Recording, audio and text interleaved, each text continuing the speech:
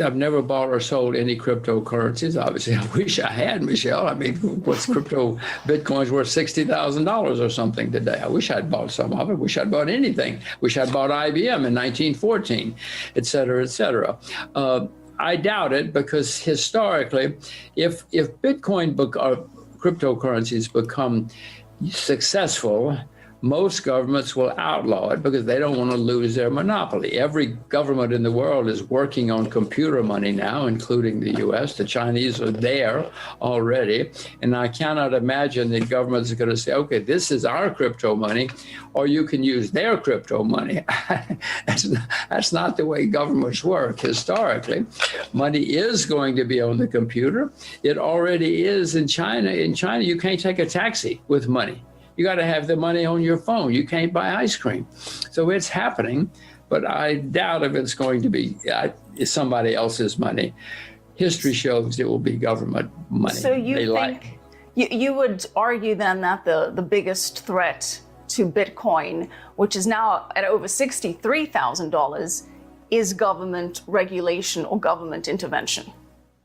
Yes, if it becomes successful, Michelle, as long as it's a trading vehicle, and I know guys are making lots of money trading it, it's a wonderful trading vehicle, apparently. But if it becomes a currency, which is what the crypto people say they are, and they will be, I cannot imagine that any government or many governments in the world will say, okay, you can use our money or their money. That's not what history shows. All right, well, we do have, of course, central banks starting to pay attention to cryptocurrencies and Bitcoin and digital currencies around the world, to your point.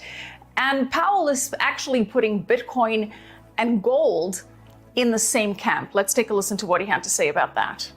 We think of them more as crypto assets because crypto, what people call cryptocurrencies, they're really vehicles for speculation. No one is using them for payments, for example, like the dollar. What they're using them for is to speculate. It's a little bit like gold.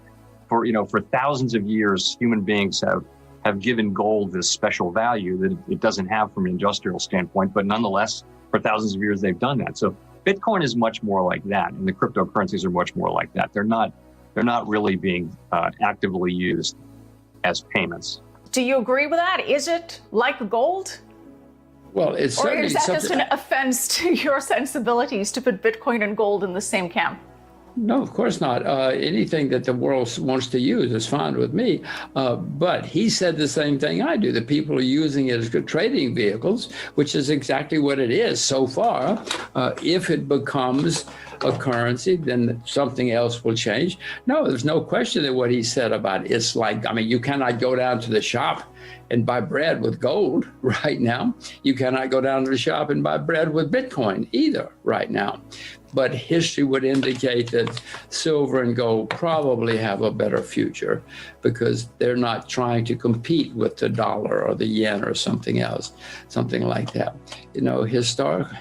Well, you can increasingly use your Bitcoin to buy Teslas and more and more assets as it's becoming more mainstream to use that as a form of payment and to receive it as a salary as well. But Jim, I want to focus on inflation because, of course, with this unprecedented stimulus, there are a lot of concerns about inflation. Former Treasury Secretary Larry Summers is one of many sounding the alarm over inflation and the overheating economy.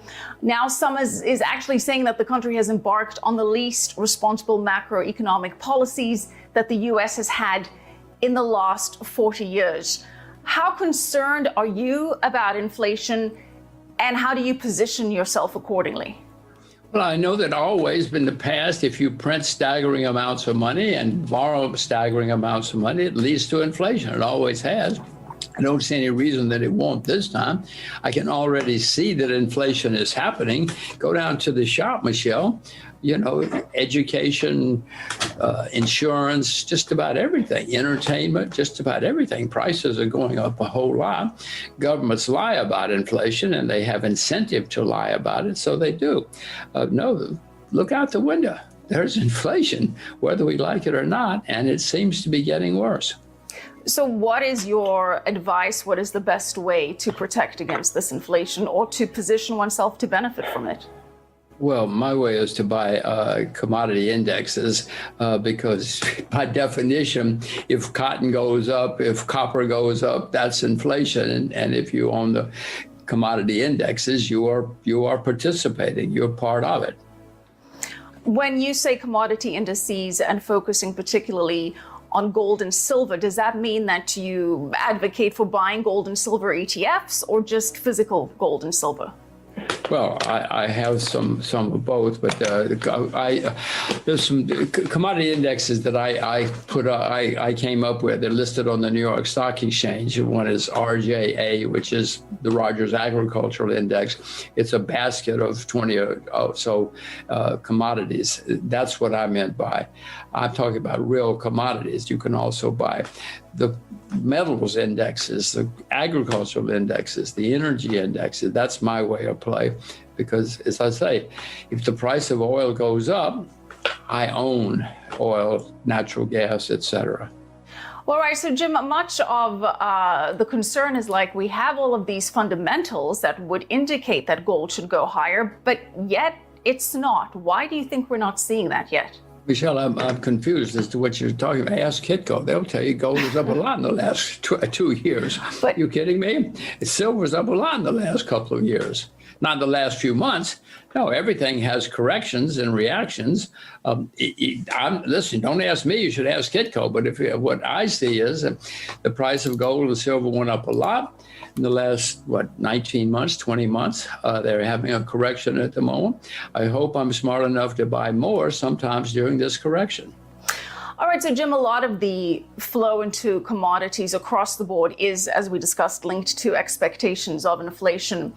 But what happens if somehow it turns out that the Fed does actually know what it's doing and somehow it does manage to keep the inflation at bay and it is indeed just a transitory spike, as Powell is saying it will be? What happens in the scenario where the structural deflationary forces prevail and you actually don't get this major upswing or an overshoot in inflation? What does that mean for all of the speculative investments and money flowing into commodities? Well, obviously, you should sell your silver. You should sell your gold. If what you just said comes true, then by all means, sell it all. Sell cotton, sell copper, sell everything. Maybe that's what's going to happen. But I do also see supply and demand is changing in commodities.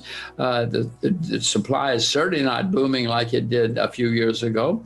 And supply is going down. Demand seems to be going up as economies get stronger and stronger and as more and more money is printed. So for you, it's not just inflation that's driving a potential commodity supercycle. It's based on real fundamentals of supply and demand. Oh, no, you cannot have any bull market without supply and demand being out of balance, no matter what it is, whether it's Amazon or lead. You got to have supply and demand out of balance to have a bull market.